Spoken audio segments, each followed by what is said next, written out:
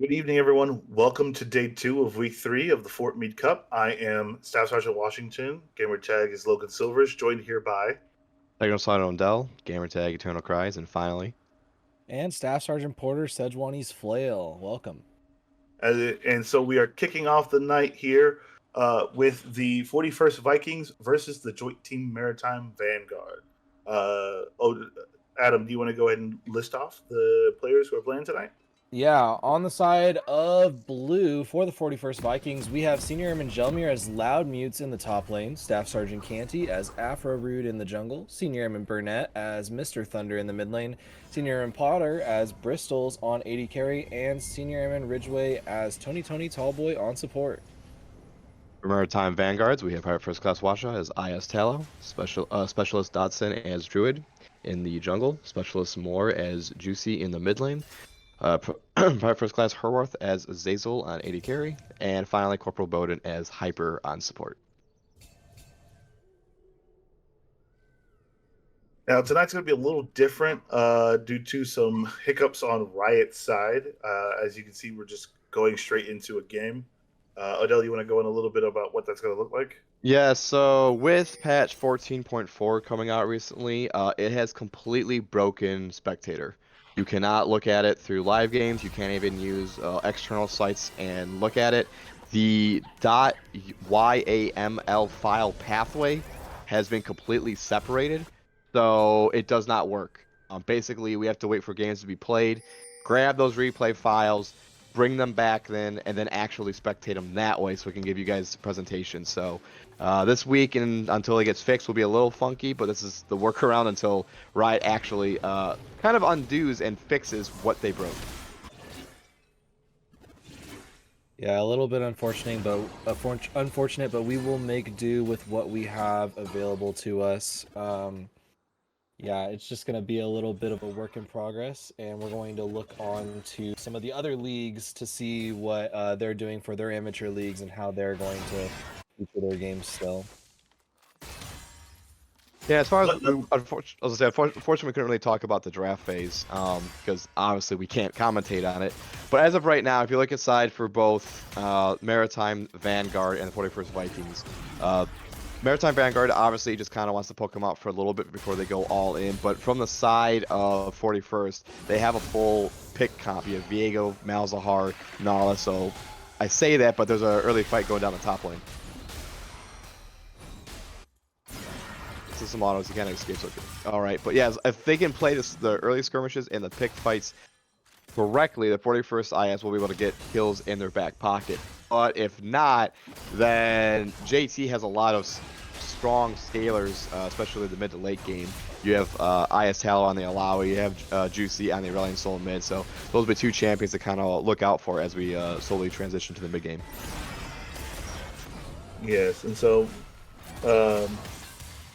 looking at what is on the map right now, I do like the picks. I really wish we were there for the draft, so that surprise, like, seeing the Ivern pick, which I don't think has been done this season. Or I think it's a first Ivern game. Yeah, or us talking about how many stacks Nasus is going to get this game, all that jazz. I mean, Talow's doing a great job bullying that Nasus as he should. I mean, Nasus' early game is very weak, so as long as you can actually land the tentacle, right, kind of your soul is my soul, beat up on that apparition and deal extra damage over time, Nasus can't farm, you constantly shove the waves in. Nasus is, wouldn't say one of the worst early game farmers for CSing under tower, but because the attack speed is very slow, it isn't exactly great.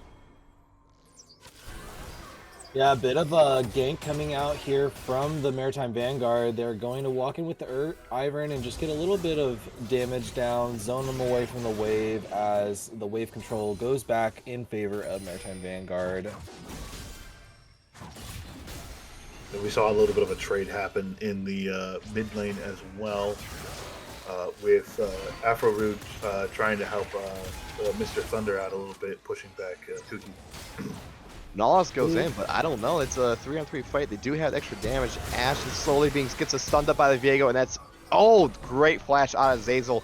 Unfortunately, can't capitalize. Afterward also burns flash. Really saw coming back in on Juicy, just kind of zoning them out a little bit and barely escapes from Azazel on Ash, burning both summons, but on the side for 41st, you get the flash out of Viego and Bristol's on the Misfortune.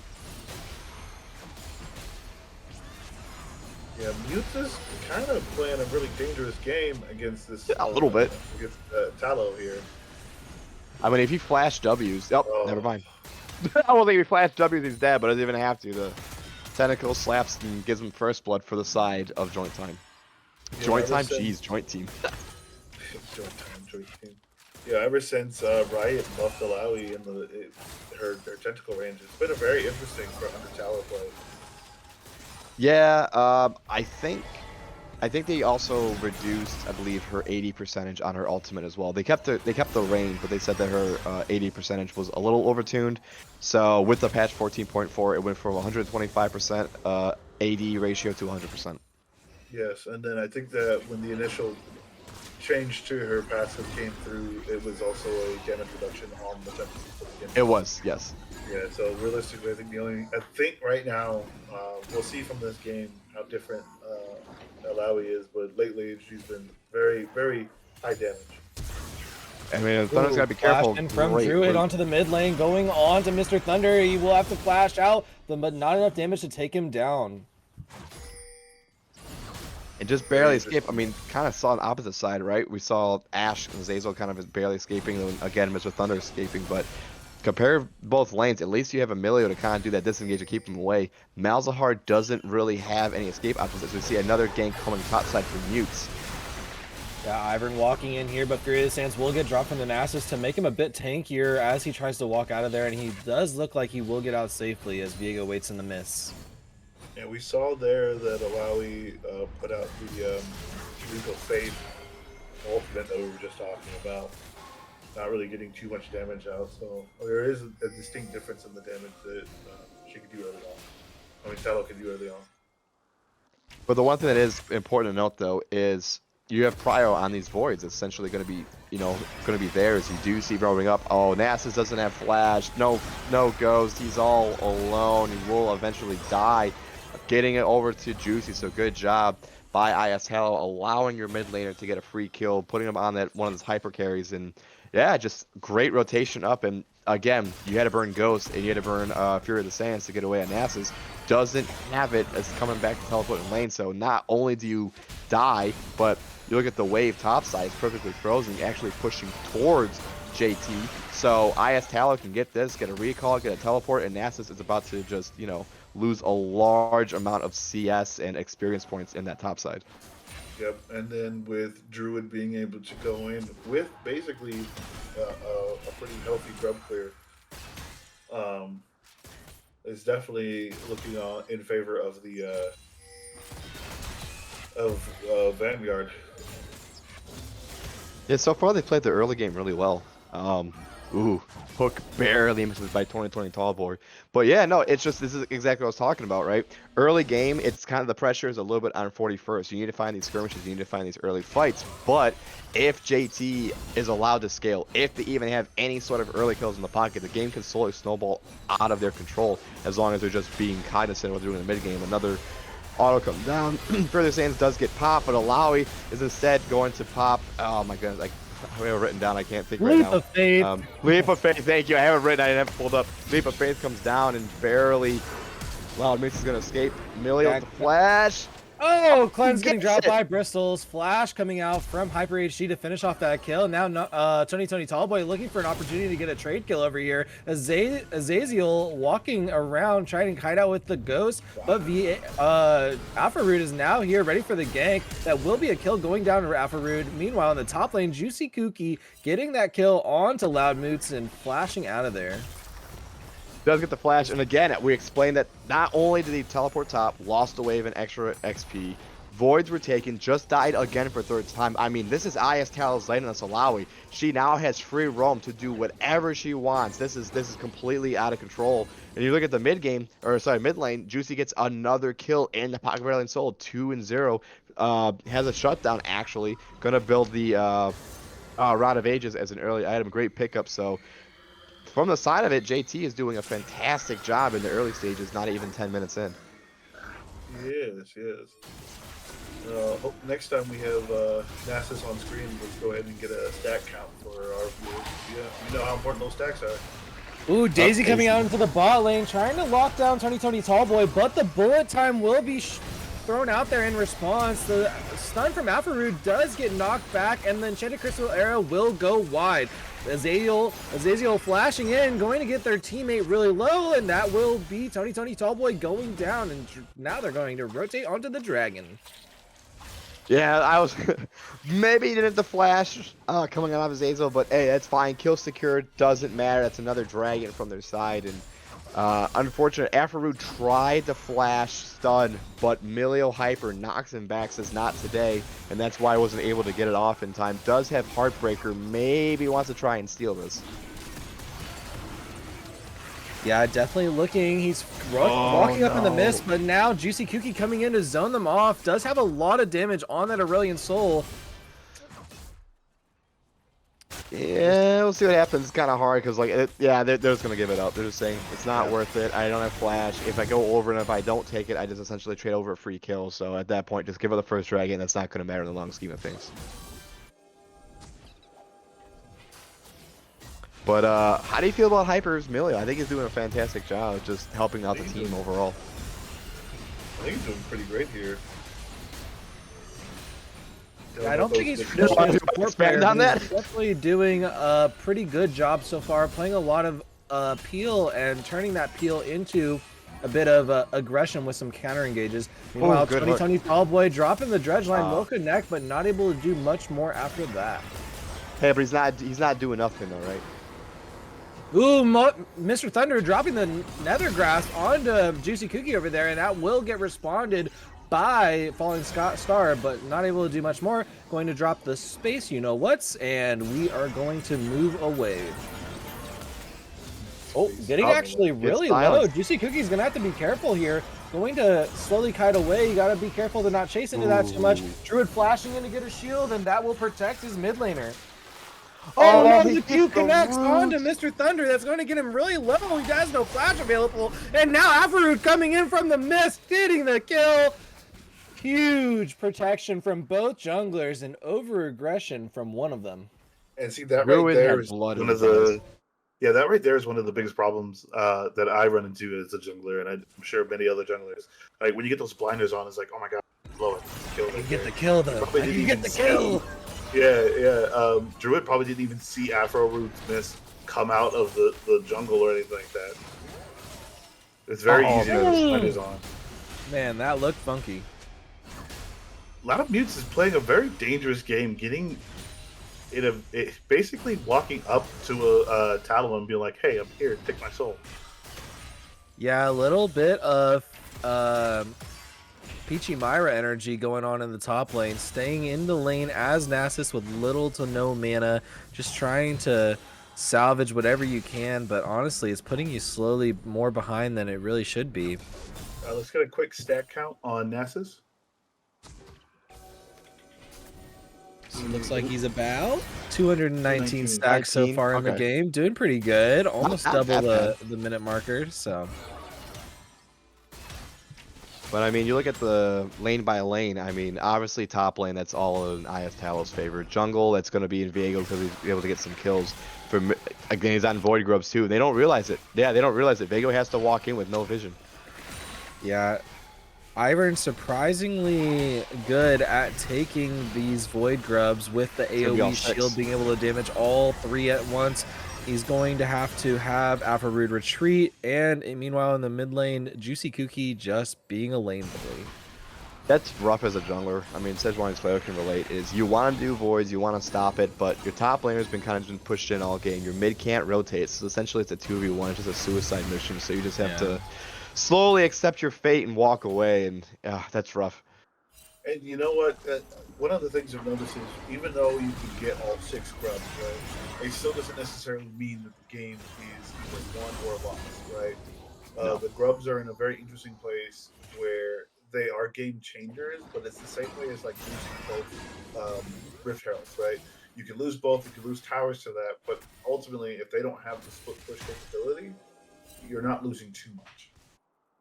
Yeah, exactly. Like, you can have all the voids you want, but if the other team has a really strong wave clear, it's just cool. You get a couple extra, you know, some extra friends to help out with minimal damage, and at the end of the day, it's whatever. Good hook coming out on Tall Boy. Ooh, yeah, Dredgeline onto Hyper HD. He will have to flash away, and now they're going to switch onto Azaziel. But Druid is walking down the river, and there's no support coming out from the Vikings over here. This is turning into a 3v2 really quick. Dredgeline does not connect with the terrain, but not able to pull him out, and now he's getting slowed down by Azaziel. Enchanted Crystal Arrow does connect and going to stun him up and get him to be taken down. Man, good Yeah, thing just Tall Boy did unfortunate. not burn depth charge there. That was a waste of salt. Bristles might die here Bristol's too. He's walking got a up a little flash. too far as well. Will flash away, but the ghost in response is Azaziel going to go in there and die to the bullet time. Meanwhile, Heartbreak going on to Hyper HD and going to take him down. That will be a 2-for-2 trade overall in the bot lane. And it's non-stop action. We see fighting in the top lane. Leap of Faith has not been used yet. Fear of the Sands has been popped. We'll grab him in. Does pop Leap of Faith, but never mind. We got more action coming down the mid lane. Disguised Descent is actually going to slow him up. Mr. Thunder will barely escape, and well as Loud Mute, so almost could have potentially been a double there, but just not enough damage yet. Imagine though, Juicy Cookie just goes for the solo kill in the mid lane and gets the collateral double kill in the top lane. That'd be nuts. Oh man, Ghost getting dropped from Loud Mutes, trying to run away. IS Tallow chasing him down, but not able to do anything much more there. They're just going to concede to getting this Rift Herald with their jungler, and that will be an overall net bonus for the Maritime Vanguards. Yep. So they will get the objective. However, I do want to speak on the side of 41st. So Afroroot is doing the correct play. You don't have bio on this. So what play do you have? You could invade, but they probably don't have camps up. So what other objective is on the map? It's dragon. You might as well get a free dragon, so that's what they do. They prioritize that. For those that are playing jungler, or if you're trying to help your jungler, that's one thing to realize is if they're making one play on the opposite side of the map, what can you impact on the opposite side? So that's why they opted to go for dragons and then try and just do a useless team fight around the Void Rift. We The Rift see Tail, Loud excuse me. Mutes here actually being able to bear some sort of fang against Tallow now.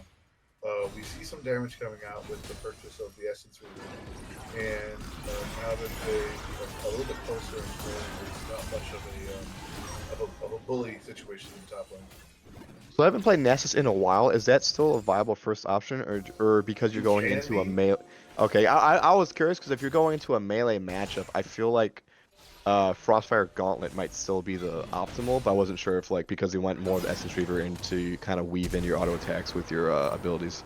Oh, Flash Nethergrass from Malzahar trying to get anything. They will be able to just soar out of there. Juicy Kooky a little bit preemptive from the Vikings engage right there. Afrorude was not quite close enough, and now Maritime Vanguard's got Druid in the top lane, going to look for an opportunity here. There is the Furious Sands being dropped, but a lot of damage coming out from both the top and jungle, and that will be a kill for IS Tallow. Unfortunate 2v1, but I mean, Druid 100% had a flash out there, even with the easy active. I mean, you essentially Loud Mutes, you get a kill on Druid, you just have, okay, that's one down, who's next? So, even though Nasus is 0-4, it's still not out of the game. Nasus is definitely one of those champions that, even if you leave him alone for 10 minutes, just sits in AFK farms, and the next time you see him is, why do I hear boss music? Why is he just hitting half my health with one Q? Why do I hear boss music? I mean, quite honestly, Nasus, Shyvana, and a couple of Trundle, right? People who scale off of things that are, if you just leave them alone, can turn into like boss battles. I think one of my friends equated Shyvana as another dragon buff that appears. It's pretty interesting how certain champions can just make the most out of nothing. Yeah, so far in this game, we're not too far either way. A bit of a lead from Maritime Vanguard, but the Dredgeline going to connect into the bot lane, and the Breath of Life going to get him out of that CC chain. Now comes Druid. Coming out from Druid, sprinting out of the jungle. They're going to switch on to Bristles and take him down real easy. The slows coming out permanently onto Tony Tallboy, but they will use Daisy to take the tower and get that kill for Azaziel. Let's go. Double kill in the bot lane. Maritime Vanguards. You know, we see the 41st, like, really, the plays that they're making are fantastic. It just so happens to just be unlucky for whatever reason. And I mean, oh man, Loud Moons now has to play, you know, whack-a-mole and dodge all these tentacles, because if you get hit by, as we saw for the first blood, you just die instantly. Afrood gonna get rooted. Daisy comes up. We'll take some extra damage. I don't think they can kill him just because Heartbreaker is still active, but they're putting a large amount of damage on this tier 2 bot lane. Yeah, trying to protect it to the best of their ability, but they got 6 Void Grubs, and that will be a lot of Void he misses it. minions spawning. The stun does miss onto Azadiel, and Heartbreaker not able to get completed before the death. And now Mr. Thunder walking in here in the middle of 3 champions, but just getting battered around by Hyper HD, getting slowed down by Azaziel, and now Bristol's next. That will be a triple kill overall for the bot lane. Oh man, that feels bad. I mean, they try to do it, but unfortunately, it's kind of slowly walked in one at a time. And unless you kind of choreograph which champion you're going to prioritize, and you CC, you're on top of it, you're just slowly going to die one at a time. I'm trying not to laugh. Sorry. Some goofy fights going on from the side of the Vikings, but you got to understand, like, they are definitely just fighting with the skin of their teeth right now. That they kept the game pretty even for a while, but now they're kind of losing grip on it. Those neutral objectives that got claimed earlier are a bit snowbally now, and they're just looking for some sort of trade kill or like trade anything across the map right now, and not able to do much more. Fury of the Sands coming out from Loud Mutes, going on to IS Tallow, going to get him low, but the Leap of Faith is coming up. He will get the tentacle slams, and that will be the flash out of there to safety.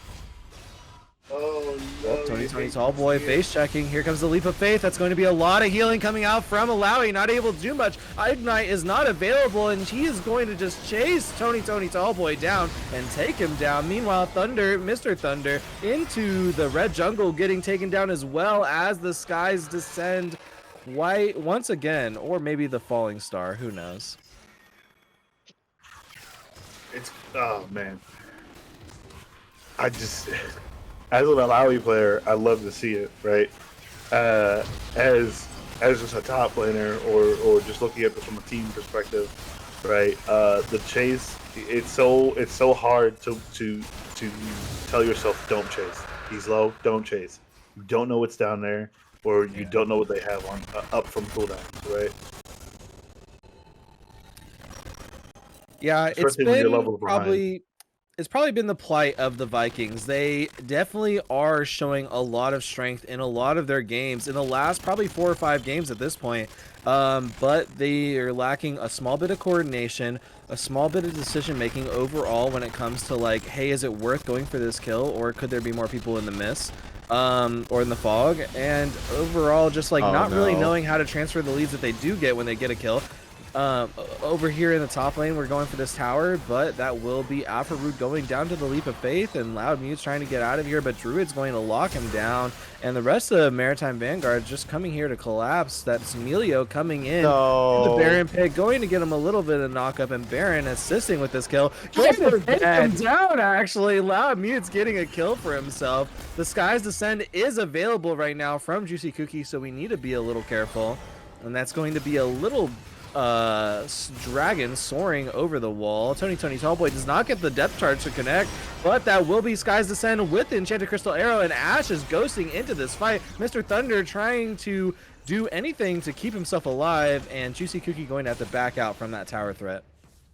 Yeah, and that's just the power of a really fed Alawi. I mean, you at that point, you want to get a tower, some kind of gold income, right? Because they do have bonuses for getting these turrets, so they do trade of basically 1 for 2 at the end of the day, so at least they get some kind of gold back in. But yeah, it's just an Alawi that's 4-0, has 2 full items, and is just completely beating on you. It's very hard to play into her, and at that point, it's please don't buy Hullbreaker, please just group with your team, because if you buy Hullbreaker, you essentially just send multiple people to deal with her, and it's incredibly annoying. Yeah, and the only other pleas that you're hearing the teams call is, please don't stop the music. Pretty much. Yeah, and then you have to also look at there's a huge level difference between First and Tallow and Cookie. Right? Both of them Tallow and Cookie both sitting at 15, right? And the next highest on the 41st is Loud Mute's level 13 and Mr. Thunder level 13. Right? So if you're blue side, right? What angles or what opportunities do you look to come back in this game? Do you try and focus on one lane? Do you try and just pick off the most fit members, get kind of some gold shutdown? What would your game plan be at this point? Yeah, there's a so lot it of could be- pick potential from the side of the Vikings over here with Viego, with the Malzahar, with the Nautilus. I would look for picks, honestly, try to catch people out who are solo and see if they can do whatever they can to nail them down, pin them down, and knock them down. But meanwhile, we're getting caught out in our own jungle. Juicy Kuki able to just kind of walk away with whatever he wants going on. And they're going to go onto the mid tower. A bit of a W from Juicy coming out there to slow people down and damage them while they're trying to take this tower. And that will be the Maritime Vanguard sieging this tower. Now we're switching on to the inhibitor. Enchanted Crystal Arrow did not happen, so we're all good. Slight little call out to Mr. DZ Dios in the chat, and we're going on to Afrorude trying to start a bigger fight. We have 4 members from the Vikings doing something. The depth charge is coming out, but not able to do much more. It's hitting for 3, going to take down Afrorude, and now GCC coming up in the bot lane, going to take down 1, going to take down 2. Now they're switching on to Christmas versus 5 without, but not able to do anything. That will be a 4 for 0 in favor of Maritime Vanguards. Yeah, and at that point, I mean, it's essentially you have to make something happen. So they try to make it a last stand, but it's just they're hitting it with their wall. They have time advantage, multiple lanes going, and unfortunately, 41st does lose this. Congratulations to the GG Maritime Vanguard for getting another win in their pocket, but I mean, for the most part, up until about the mid game, it was very even back and forth. Yeah, like I would say there, going back to your question about what could have been done, as the blue team, I would say definitely stepping back and being like, hey, let's turtle, like let's retract into our shell, let's kind of get our wits about us, get some vision out there so we're not caught out. As someone who's won a game and not taking a single objective, I'm wearing that badge proudly. Yeah, it's definitely a time where you can come back from almost any situation, but that was definitely leaning more towards the joint team just getting one more good push. Yeah, unfortunately, with the games not being played live, we will not have post-game interviews right now, so we are going to go on to a quick break as we fix some audio issues and get ready for Game 2.